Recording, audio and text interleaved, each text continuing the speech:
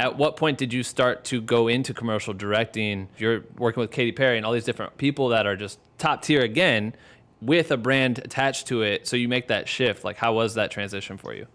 Well, that originally came again through Pink. So I was working with Pink and she got signed to be a cover girl. Digital content was still really just evolving. It was like internet wasn't really fast enough to just be like delivering video content all over the place. But I think people knew that it was like valuable to shoot a bunch of stuff, like shoot behind the scenes, have it. I had been doing it with her for a while. And so when she was on her CoverGirl shoots, she was like, oh, I want Cole to like come shoot the stuff, right? Because it was either, again, it was like the value, like have some random guy that CoverGirl and or the production company hires, or have this guy that like is around all the time and has like been backstage with me and like knows the ropes and knows how to shoot me and all that kind of stuff. Yeah, and I'm happy with them. Like, who do I want to bring? And she's like, she has all the value and all the leverage in that discussion. So she goes, oh, I want Cole. And then they're like, okay, I guess we have to hire Cole, right? So I started working with CoverGirl there, did a bunch of stuff with her and CoverGirl. And then I think in that time I had also started working with Katy Perry. So I like wrote and directed essentially like a short film that played throughout her California Dreams world tour. And so we did a huge production with her. I was on the road a little bit with her, but just sort of like overseeing the content that I directed for her tour. So that was almost like a big upgrade for me, where with Alicia I was doing like behind the scenes and content, but then with Katy Perry it was like I just directed the videos on during the show. You know what I mean? So and then as chance would have it, Katy signed to be a cover girl. And then CoverGirl was like, hey, we want you to shoot a bunch of stuff with our new CoverGirl, Katy Perry, but we need to vet you through her team. And I was like, oh, like easy. like, yeah, you want me to just text them right now and like let them know, you know? And then so I told them and then they checked with them and they're like, oh yeah, Cole's great. Then I was doing like Katy Perry's and Pink's CoverGirl content. And then I was working with CoverGirl and that ad agency a ton, which was great at the time. And then I was just like their guy. So then it's like, they're like, oh, we have a shoot with Ellen or we have a shoot with Sofia Vergara or we want you to do it. Because I was doing all their stuff already. And I started just doing a bunch of CoverGirl stuff for years. And then from that, you know, I was working technically with Gray, so the advertising agency that does CoverGirl, but they also do like Pantene and Revlon and Almay. And I ended up doing a bunch of stuff with all those brands as well. So it was like always like one thing led to another.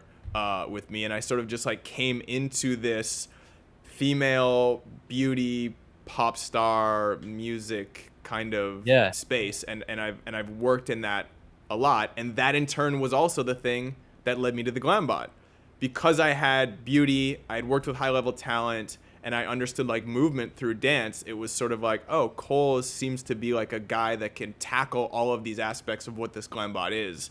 And bring it to the next level. So, no, that's awesome. No, I think there's something about being able to parlay relationships and really like kind of maximize that. But also beauty's hard, right? Beauty is very difficult, especially like with women. Like shooting women is very tough. And when you can master that, it's well respected. Obviously mastering it with like the top of the top when it comes to the women. But what are some tips for people who are getting into shooting beauty and some things that you've learned along the way that's helped you grow and become trusted?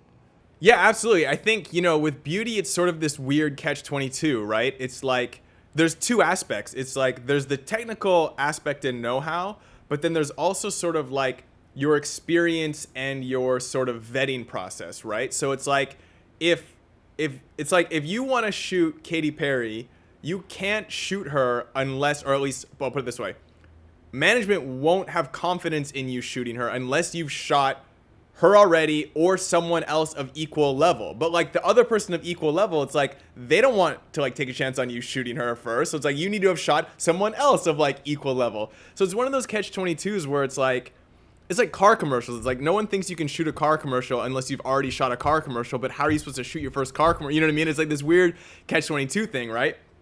But if you can find a way to sort of like sneak in somehow and you have that stamp of approval, then you're good to go for anybody. It's like, so after I had Katy and Pink on my reel, it's like I shot Cher and Britney and Ellen and Tinashe and Selena. Like it was just like, oh, you're good. Like you know how to shoot women, right? I honestly like learned the technical aspects along the way. I was sort of like lucky in that sense. As far as like tips, big soft lighting sources is really kind of frontal. Like just a big soft light in front is kind of like how you do it. It's really not hard. It's kind of interesting. It's not terribly hard, but you just want to just make it as soft and as big source as possible. But then it's like, there's also, I guess another aspect too is like the dynamic of working with that level of talent. It's like, it's different than if you have like a female that you're trying to shoot and make look really pretty that is not like a mega superstar with like an entire machine running behind her. You know, it's like personality matters in that instance, right? Not only do you have to make them look good, but you have to make them feel like they are confident in you, in them looking good, if that makes sense. There's many aspects that go into this, and it's not so much, it's all of the things from technical, personality, relationships, past experience. That's why they call it like beauty is so hard. I think any specific niche is kind of hard because they all have these nuances, but it can boil down to, you know, just someone's personality on the day, which happens. Right, and everyone that's in that space already is so well practiced and has learned all of the very minute things that make people happy. So you have to catch up to speed when you get into that space and really understand like what is it that people enjoy about this or like. Yeah, and one thing I learned too working in that world, which I never really realized, is that like, you know, you hear about people being like divas or having attitudes and like, you know, they come on set for such a short amount of time and they're like cranky and this and that. But like what you don't realize is that person did 3 interviews that morning and is leaving set immediately after you wrap to do another like TV show interview or have some press thing or like have to approve artwork in like a 3-hour like creative session. Like their schedules are so packed. Like I was always so surprised. Like we'd be shooting them so fast and then talent would go like, oh, we have to go do another thing. And I'm like, oh, that's insane. Like we're all here all day, like waiting and setting up. You know, and then you come in for like 30 minutes and then you leave. We think it's like, oh, you're just chilling at home, but you're working all day long. And so it's like, if I get you and it's like, you're having a tough time, it's like, there's other people before, or like, it's just been a hectic, grueling day. So I try not to pass any judgment because it's like, I don't know what that schedule's like. That sounds insane. No, I love that. Thanks for listening to this clip. Make sure to listen to the full interview, which is available on Apple Podcasts, Spotify, YouTube, and wherever else you listen to podcasts. Hit the subscribe button for more highlights and join our Black with No Cream private community for creators. Links in the description.